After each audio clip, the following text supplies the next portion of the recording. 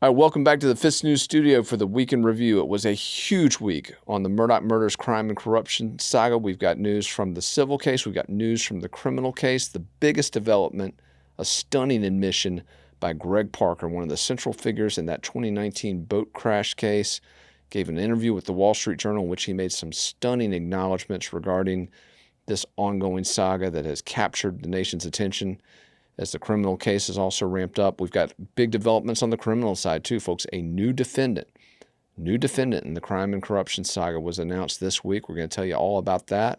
We're also going to get a little bit into Buster Murdaugh. We talked about him earlier this week. We're going to go into his story once again and find out what he's been up to. And last but not least, some developments on the judicial corruption angle, which this news outlet has been covering, which really underpin everything that the Murdaugh murders saga has been about from the beginning. So stay tuned for all that and much more on your Week in Review. All right, so earlier this week, I went up to Spartanburg County, South Carolina, with our Director of Special Projects, Dylan Nolan, to attend a court hearing for the Murdaugh civil case. Now, if you've been following this story, you know there are two big components here, two general areas of litigiousness. There's the civil arena, and then there's the criminal arena. Now, in the civil case, we have a 2019 boat crash, which claimed the life of 19-year-old Mallory Beach of Hampton, South Carolina. And it was Paul Murdaugh, allegedly under the influence of alcohol, who slammed a 17-foot center console fishing boat owned by his father, Alec Murdaugh, into the piling of a bridge on Archers Creek in Beaufort County, South Carolina. Now, who's to blame for that crash? Who's at fault? Well, depending on who you ask, the people who sold Paul Murdaugh the alcohol, Alec Murdaugh for being negligent in overseeing his son's use of the boat, Buster Murdaugh for letting his younger brother Paul use a fake ID, and of course, obviously, Paul Murdaugh for his handling of the boat. But the lawsuit has pitted, obviously, those factions against each other. Paul Murdaugh obviously faced 3 criminal charges prior to his death. Those charges obviously dropped after he was murdered. But the civil case has gone on, and the battle has been between the Murdaughs, particularly Alec Murdaugh, Buster, the rest of the family, and Parker's. And I'm referring, of course, to Parker's Kitchen, the convenience store where Paul Murdaugh purchased alcohol on the evening in question prior to the boat crash. Parker's founder, Greg Parker, also at the center of this case. There was a major development in this civil conspiracy, because that's what we're dealing with here, folks.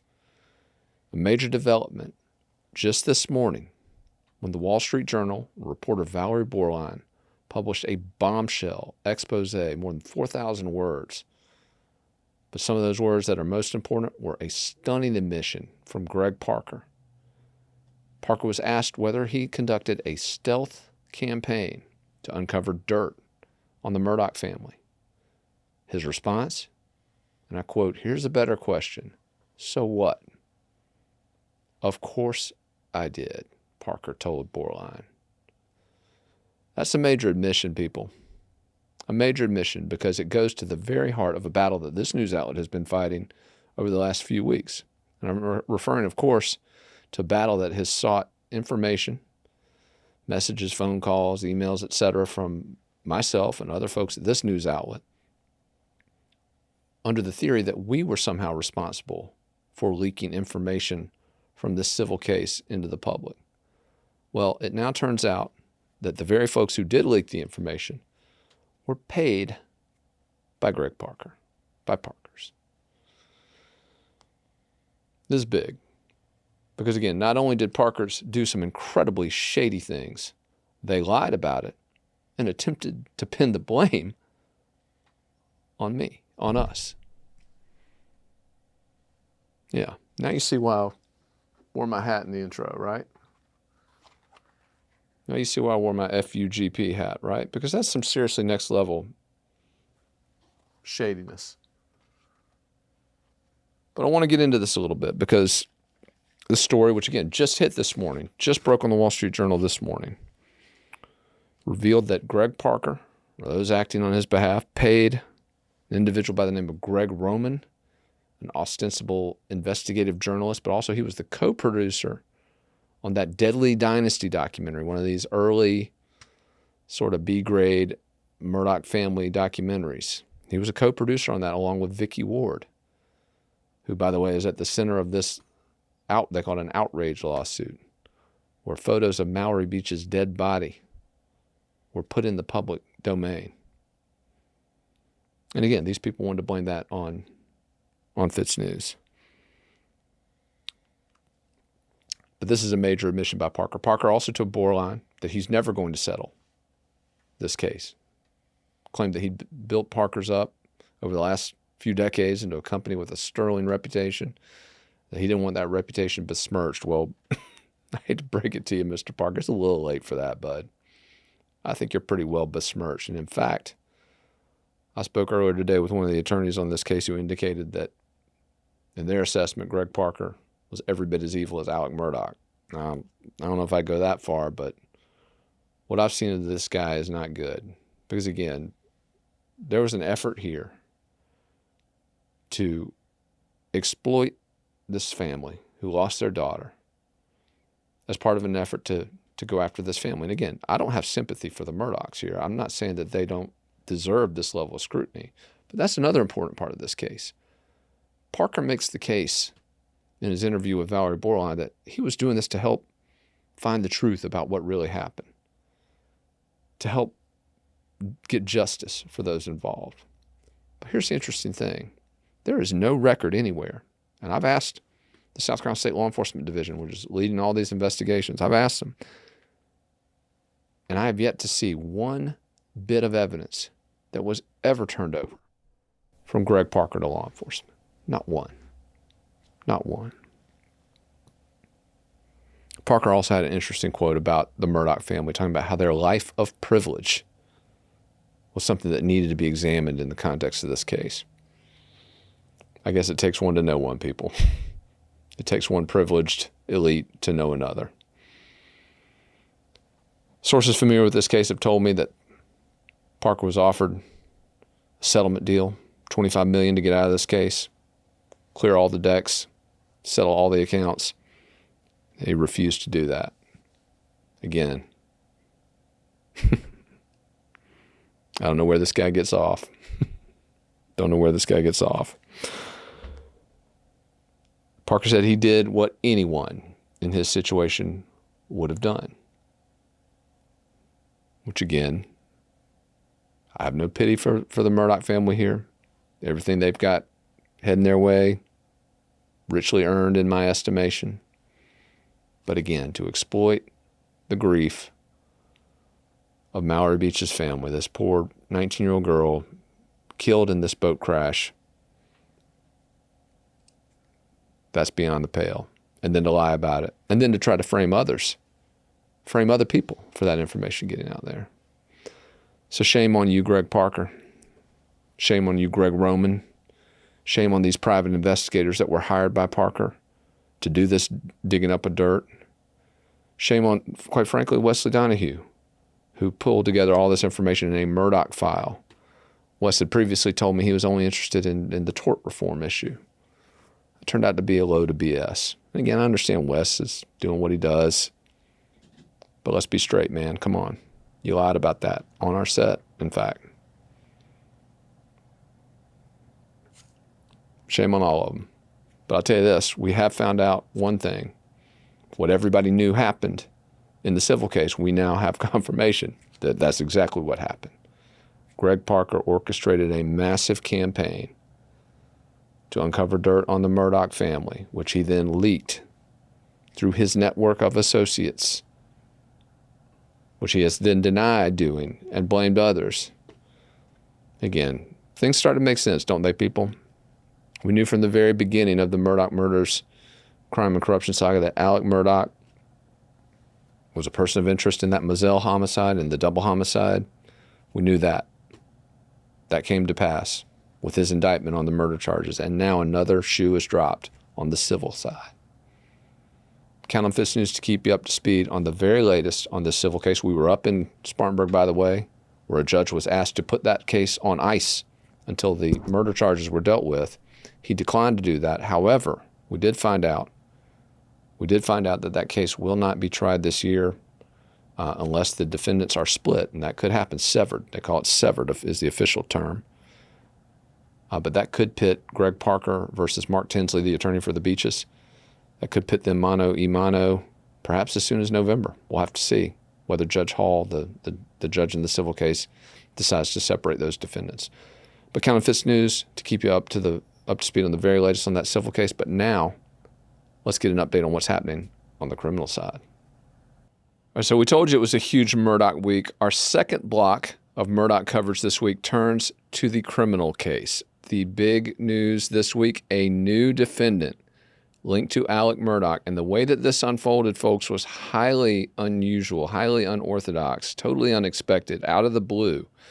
Our Director of Special Projects, Dylan Nolan, made a trip down to the Richland County Courthouse this week to attend the bond revocation hearing for Curtis Eddie Smith. Now, if you've been following the Murdaugh story, Curtis Eddie Smith, or Cousin Eddie, has been a household name since last September when he was arrested for his role in the Labor Day roadside shooting, which was a botched suicide attempt, which Cousin Eddie and Alec Murdaugh claim was an effort to route a $10 million life insurance policy to Buster Murdaugh.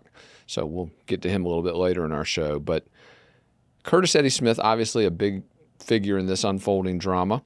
He's been hit with a number of charges, not only related to the roadside shooting, but since then he's been subsequently indicted on a whole new range of charges, which link him and Alec Murdaugh together in drug trafficking even. If you look at some of those charges, they highly point to the fact that Cousin Eddie was moving product and cashing checks, obviously, to the tune of $2.4 million for Alec Murdaugh. So he's obviously a key player in some of these investigations of the Murdaugh family and Murdaugh empire. So his bond revocation hearing was a big deal. And by the way, his bond was revoked because, as prosecutors documented, not only did he lie to Judge Clifton Newman at his original bond hearing back in June about his financial situation, basically telling the judge he was broke when he had about $60,000 in his bank account. More importantly, he repeatedly and habitually violated the terms of his house arrest per ankle monitor data. Now, this is significant. If you're a regular member of our audience, you know that ankle monitors played a huge role in the Bowen Turner saga, the accused teen rapist out of Orangeburg, South Carolina, played a huge role in that story. But they played a big role in the Cousin Eddie story because this was another point of evidence that prosecutors pointed to. And to his credit, Judge Newman held Curtis Eddie Smith accountable and revoked his bond. But it was what happened before this hearing, before the bond revocation, that I found incredibly interesting and, again, very unorthodox. There was a hearing for a gentleman by the name of Spencer Roberts. He's in his mid-30s. He's out of Walterboro, South Carolina. And he was appearing in court to respond to two different charges. One was a fraud charge. Actually, they're both fraud charges. One alleging that he took unemployment benefits during COVID that he was not entitled to, and the other was alleging that he took a loan on behalf of a small business that he was not entitled to receive. And the total amount here is about $40,000. So our Director of Special Projects, Dylan Nolan, sitting in court filming this proceeding, and out of the blue, as Judge Newman begins to consider bond for Mr. Roberts, the Assistant Attorney General, Creighton Waters, drops a bombshell, indicating that there is evidence to suggest that checks originating with Alec Murdaugh were handled by Roberts. Now, everybody in this courtroom did a double take upon hearing this, and it took a little while for this to sink in. And I got to credit Avery Wilkes with the Post and Courier. He's the first reporter that pointed out, wait a minute, this is a name we've never heard facing criminal charges in connection with this case. So credit to Avery for scooping that. But we did a little digging on this. I actually reached out to the Office of Attorney General Alan Wilson because obviously it's their prosecutor who's presenting this evidence in court, and he's referencing indictments. So I asked Robert Kittle in the Attorney General's office, where are the indictments? And I was told that Roberts, quote, hasn't been indicted yet. Okay, that's interesting. Apparently, he was arraigned on 2 warrants. So I asked, okay, where are those warrants? Apparently, those are in the possession of the South Carolina statewide grand jury and have not been released yet. So again, totally out of the blue, we get this new defendant And as of right now, Saturday, there is no indication of what he's been formally charged with other than what was relayed in court. So it's going to be very interesting to follow this case, because I believe this opens up something that we touched on back in the fall as it related to the drug trafficking rumors that have surrounded the Murdaugh empire for a long time. Obviously, if you are a regular reader of this news outlet, member of our audience, you know that last fall we did a huge series uncovering some connections between the Murdaughs and a family called the Bowlers, or Bullwares if you're phonetically inclined. In South Carolina, we tend to say things a little different than they say them in other parts of the country, but Bullwares, Bowlers, whoever they are. This is a family that was implicated in the early 1980s in the Operation Jackpot investigation, which, by the way, was led in South Carolina by U.S. Attorney, now Governor, Henry McMaster. They were implicated in that. A lot of property ties, a lot of business and corporation ties linking this family to the Murdaughs and to some associates in Murdaugh's former law firm, which is very interesting. But this case was tied to another drug case, and I'm trying to figure out exactly. We've got obviously a huge network here of some sort.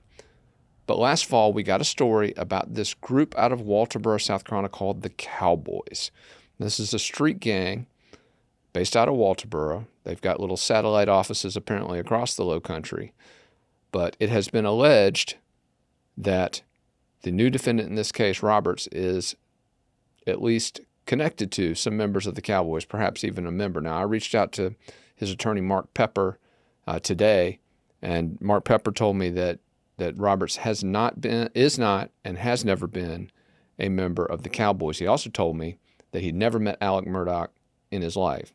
So those are two pretty bold claims in his defense. But if you look at this young man's record, I guess not a young man, mid-30s. He was a young man when he was first arrested back on some car accident staging charges back in 2008. Those were the first charges he was arrested for. He ended up pleading guilty in connection with that insurance scam. But a number of arrests since then, and the latest charges, obviously, that were announced yesterday. Where is this going? Again, we don't know. There's a ton of money unaccounted for. There are clear connections between Alec Murdaugh and drug traffickers and now potentially drug distributors. And clearly this is becoming a major component of the state's investigation. And I want to recap here because there are so many investigations. We got to keep track of them. Obviously the biggest one, the double homicide, the Mizell murders, the deaths of 52-year-old Maggie Murdaugh, 22-year-old Paul Murdaugh. That is the biggest investigation. Alec Murdaugh has been charged with their murders. That's scheduled to go to trial, hopefully in January. We'll see. But in addition to that, we've got this massive financial crimes investigation in which Alec Murdaugh and multiple co-defendants have been indicted for allegedly defrauding some of the poorest people in South Carolina out of hundreds of thousands of dollars. So that's a big investigation that's going on. We've got an investigation into obstruction of justice. Alec Murdaugh allegedly obstructing the investigation of a 2019 boat crash, the one we talked about a moment ago in our first segment. He's under investigation for that. So just a lot going on here, and now we've got the drug component coming back into the equation. So will this play a role in the homicide investigation? Will it play a role in the financial crimes investigation? Will it play a role in the obstruction investigation? We'll have to see. But clearly, yet another wrinkle in a case that has, as I noted in my coverage, no empty rabbit holes. So with so much Murdaugh news breaking this week, it's hard to believe the week started way back on Tuesday with our story about Buster Murdaugh's charm offensive. And I got to tell you, I thought this was going to be the big Murdaugh story of the week, folks. I had no idea we would have this avalanche of Murdaugh coverage coming down the pike. But the story of Buster Murdaugh is interesting, and it's worth pointing out in the context of what's about to happen next week. But before we get to that, let's talk a little bit about Buster, because he made an appearance at the bar of the South Carolina Trial Lawyers Association convention down in Hilton Head. Except, wait a minute, they don't call themselves the trial lawyers anymore. They call themselves the South Carolina Association for Justice. Isn't that cute, right? Because there's so much justice in South Carolina. But anyway, this group got together down in Hilton Head, and I've referred to this gathering as the Murdaugh Mingle. It's their playground. It's where they rubbed shoulders. It's where they took judges out and basically bribed them with ritzy dinners and all sorts of other favors. But the party got back together again this week, obviously a little different than it has been in years past, given everything that's happened to the Murdaugh family and that firm and their supporting cabal of cronies. But Buster Murdaugh made an appearance. And again, part of this, from what we're told, is an attempt on his part to maintain the relationships he'll need to carry on this family legacy. Because again, apparently the Murdaughs are operating in a fantasy world in which this fifth generation is somehow going to carry on this tradition. Remember, three of the members of this family served as solicitor for the 14th Circuit for a period of nearly a century. Murdaugh's grandfather, his father. We've got Buster Murdaugh being groomed now for a position, even though his dad's sitting in prison facing double murder charges and dozens of financial crime charges. And God knows what other charges come down the pipe. But still, there's this fantasy. And if you listen to the jailhouse calls between Alec and Buster, you hear it. There's still this fantasy that somehow his son's going to get back into law school, pass the bar, and carry on the family reputation. But anyway, a lot of this depends, and this is why I wanted to bring it to what's happening next week. A lot of folks have looked at Buster as uncharted, as sort of a blank slate. They don't know. They know all about his dad. They know all about his crazy little brother who crashed the boat in the bridge and killed the beautiful 19-year-old Mallory Beach. They know all that. But they don't know much about Buster. And so from the very beginning of this story, the question, where's Buster, keeps cropping up at various points. Where was he during the murders? Where was he after the roadside shooting? Well, we knew he was at the bar at this lawyers' convention, but where's he been when his dad's appeared in court? So Buster's an enigma. Buster's somebody that really isn't defined yet. But a lot of how he chooses to define himself could depend on what he learns and what his family members learn about the evidence in connection with the murders of his wife of his mom and younger brother. And that evidence, as this news outlet exclusively reported earlier this week, that evidence is going to be sent to defense attorneys on Monday, 2 days from now, August the 15th. Be on the lookout. That evidence is going to drop. Now, will we get a look at it? That remains to be seen. It's unclear exactly when the state, and if the state, for that matter, will disclose any of this prior to the trial. Obviously, we know some of what could be in that package. We've talked about the high-velocity impact spatter that placed Alec Murdaugh literally in the presence of one of his victims at the moment they were murdered. We know about video evidence that puts him on the scene. We know about the geofencing and the cell data, which has given law enforcement a narrative of what they think happened or helped them frame that narrative. But we don't know what other evidence is there. And also, we don't know exactly what they're going to point out was Murdaugh's motive. Now, if you read FITSNews, if you followed our coverage, I exclusively reported earlier this year that the South Carolina statewide grand jury was actually investigating Alec for some of these financial crimes at the time these murders took place. We didn't know that then, but we knew that there was an active criminal investigation at that time on these financial charges. We also knew that he was due in court that week, the week of the murders, in the civil case, where a lot of financial disclosures were going to be due. So things were coming to a head for Alec Murdaugh, and as one of the investigators I spoke with told me, you never know what people are going to do in those situations. But as we await this evidence, it's important not only just for the case moving forward, but it's important in that it's going to impact how the Murdaugh family responds. Now, we've seen them respond already in the very immediate aftermath of these killings.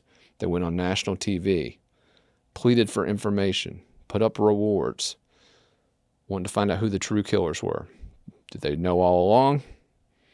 Was that just play acting? We don't know. But the evidence is going to be key in determining how the family responds moving forward. And so that's why Buster, hear me out, man, you're not going to be a blank slate forever. At some point, you got to figure out where you're going to fall in this drama. You're going to stick with that family Or are you going to stick with yourself, make your own identity, chart your own course? I don't know Buster Murdaugh. I don't know what's going through his mind. I don't know what he knew. I don't know when he knew it.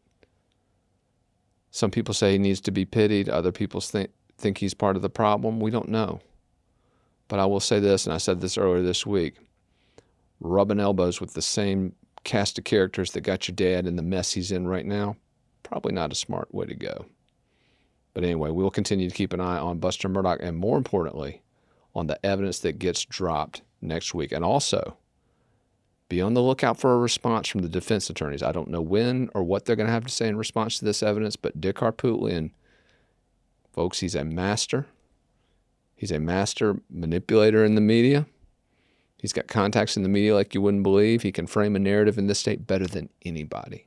So let's not only watch to see what gets dropped, but how Harpootlian and Alec Murdaugh's defense attorneys spin it in the press. All right, with so much Murdaugh-related news this week, we didn't get a chance to really dive into a lot of the other stories we covered this week, which is unfortunate because it was a tremendously busy news week here at FITSNews beyond this rash of Murdaugh coverage. We had a big story about the University of South Carolina Board of Trustees and some new dysfunction on that panel. The South Carolina Attorney General, Alan Wilson, unveiled a new initiative aimed at holding local school districts accountable. We're going to be following that very closely because the AG took a very bold stand on that issue. Also, some drama in the governor's race. The Democratic lieutenant gubernatorial nominee made a move to seal some case files that contain some very, very controversial allegations against her. Not a smart move on the part of Tally Casey, the Democratic lieutenant gubernatorial nominee, to try and get those case files sealed. You and I don't have that right.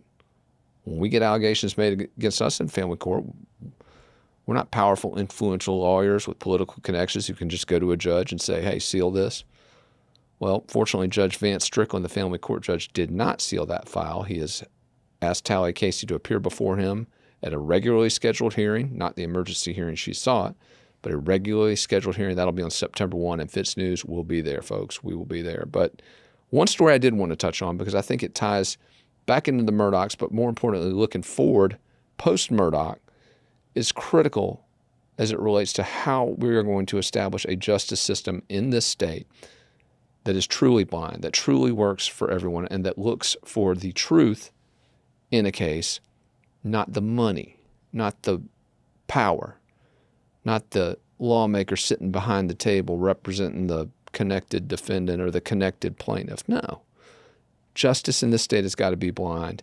That will never happen unless we reform our state's justice system. This news outlet for months has been talking about this. We've been talking about fixing our broken bond system, our broken monitoring system, our lenient sentences that judges give violent offenders who are just basically caught and released back onto the streets where they reoffend. And of course, there's a spike in violent crime in South Carolina. We've been seeing it for the past 2 to 3 years. Violent crime, murders, soaring through the roof. But again, we just keep doing the same thing over and over again. But the biggest thing is not the things I just mentioned, though they're all important, but the biggest thing is fixing how we select judges in South Carolina. I've written in favor of public elections. I think that's a way to go. A lot of people have said that's not, but I will tell you this. The current method in which lawyer legislators in the South Carolina General Assembly not only vote on the judges, but screen them out, basically rig their own election before they vote for them. Totally unacceptable. Cannot continue. And we saw another reason why this week. As my news outlet exclusively reported, the powerful chairman of the South Carolina Judiciary Committee in the House of Representatives, Chris Murphy, is openly lobbying for his wife, Maite Murphy, to be the next Supreme Court Justice in South Carolina. So, and yeah, you heard this right. At the very moment when cronyism and nepotism in South Carolina's judicial system is being exposed on a national and international stage, what are Republican leaders in South Carolina doing? They're trying to get one of their own leaders' wives appointed to the Supreme Court. Unbelievable. Now, I know Chris Murphy. I've had many conversations with him. I don't think he's a bad guy. In fact, I felt really bad for him. He missed most of this year with diverticulitis, which I'm told is just awful. So, don't wish that on anybody. Murphy, though, by the way, failed to give up his leadership of his incredibly important committee. And so a lot of work that should have gotten done this year on the Judiciary Committee did not get done because he refused to stand aside while he was sick, which was, again, unfortunate. But, again, apparently he's not sick enough to refrain from lobbying overtly on behalf of his wife for this Supreme Court position. And, again, that is wrong, folks. That is absolutely wrong for a sitting member of the legislature to try to pressure colleagues into supporting his wife for the Supreme Court. It's awful. She shouldn't even be a candidate. And if on the off chance that the Republican Party and their leaders in South Carolina are so utterly tone deaf to the current situation that they're going to let her be a candidate, absolutely no way he should be lobbying for her. He should keep his mouth shut about that race, folks. And you know what, folks, we're going to dig even deeper into this in the weeks to come, because this is, again, exactly what's wrong with this system. It is exactly the cozy cronyism and nepotism that makes people stop trusting this system, as if all the stories we've been covering over the last few months weren't enough to do that already. But again, count on FITSNews not only to dig into each one of these cases and find out everything we can about what really happened and to expose that corruption that's going on in the background, but more importantly, count on us to keep an eye on the state lawmakers who are the ultimate problem with South Carolina's injustice system. All right, so that's a wrap for this week's edition of a very Murdaugh-heavy week in review. And by the way, isn't it funny, the names here? If you're from outside of South Carolina, it's Alex Murdaugh. If you're in South Carolina, Alec Murdaugh. And if you're in Hampton, it's Alec Murdaugh, them Murdaughs. So funny how things get pronounced. But anyway, very Murdaugh-heavy edition of the show, and that's the way it should be. There's a ton of news that broke on that story this week. We were there for every one of those stories, a level of coverage you can't get anywhere else, folks. And that leads me to what I want to talk about real quick in the outro. This news outlet is in growth mode. We are expanding. We've got a brand new edition of the website getting ready to launch. In fact, take a look at that spiffy new logo we'll be rolling out. Nice. If you can't see it, we just showed our new logo, which is going to be on the new site. We're hoping to unveil here within the next month or so. I'm very excited about that, but I'm also excited about the position we're in to expand. There was a big article this week. It was published by an expert out of New York. She's a Forbes guest columnist, and I want to pull this up real quick because it talks about where people are going for their news and that independent alternative news outlets are where they're headed. And the number one outlet she mentioned, right there, folks, FITSNews.com. That made me incredibly proud. Incredibly proud. So as we continue to grow, I want to make sure everybody out there knows, if you think you can contribute to this team, be part of this team. We did a big post this week inviting, we're looking for reporters, we're looking for producers, we're looking for digital content creators. On the business side, looking for advertising, marketing, management help. There's a ton of opportunity here. We pay people well, we give them good benefits, we treat them well, and we allow for opportunities outside the company too. I mean, just look at the podcast. I mean, that's the way we do things here, folks. We have a goal, and we want everybody working toward that goal, because that's when you succeed. That's when you succeed. But jobs at FITSNews.com if you're interested. And again, we're not throwing out any positions here. It's just if you've got something you think you can bring to the table, we're interested, because we are in growth mode, and we are ready to take this to the next level, whether it's the redesigned site or hiring new folks to advance and expand our news gathering capability. And one thing I wanted to mention while we're on that subject, incredible growth, not only in traffic, not only in subscriptions, not only in folks who subscribe to the newsletter, but also folks who are subscribing to our YouTube channel. Apparently me being the Matthew McConaughey podcast, I think that's what they said. Obviously don't look quite as good as he does, but whatever. I'll take it. I'll take it. Also, somebody said that I had a voice that made them want me to read them bedtime stories or something. I'll take that too. Mellifluous. Mellifluous, but not lugubrious, right? Doing the one. Not lugubrious. But if you haven't subscribed already to the YouTube, go ahead and do that. And also, there's a bell right next to the subscribe button. Who knew? I don't know, down here somewhere. Blah. a bell that'll help you get alerts. If you don't show my gut again, dude. Really. This is the second episode this dude has shown my gut. I am intermittent fasting, bro. Help a brother out here. Come on now. Show some humanity. Anyway, click the bell next to the subscribe, and apparently you get updates about what we're talking about here on the show. And we had a lot of video updates this week, so that would have been a good thing to do. But definitely moving forward, click that bell, get the updates. Also, if you haven't subscribed yet, I got a little motivation here. The hat that is really the star of this episode. That's right. FUGP. Takes on a whole new meaning today, doesn't it?